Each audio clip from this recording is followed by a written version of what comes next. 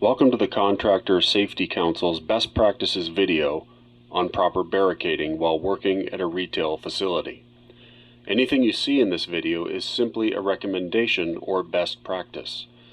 Since every site and every job is different, all contractors, regardless of what work your company performs, must ensure your workers perform a thorough hazard identification based on their own job steps and exercise their own mitigation techniques.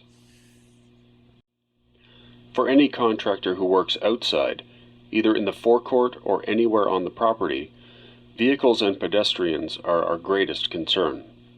The post-barrier standard has been developed not only to protect workers from them, but also protect them from any hazards brought on through the work being performed.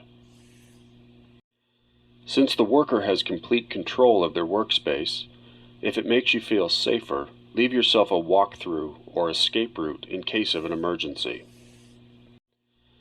For contractors who work inside the store or car wash, you still need to make a point of identifying your workspace.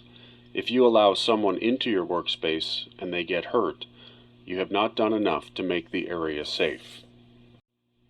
Apart from pylons and flags, there are a few options for what is placed between the pylons.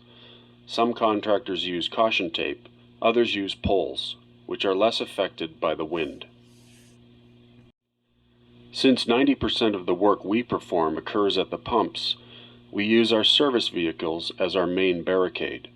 These act as a physical barrier to vehicles and pedestrians in order to keep them out of our workspace. The combination of pylons, flags, and either poles or caution tape is more of a visual clue to the customer that work is being performed and to stay clear.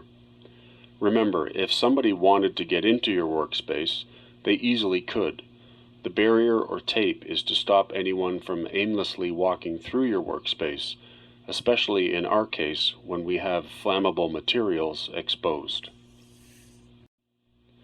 Since the work does not stop when the sun goes down, the addition of reflectiveness to your barriers is important.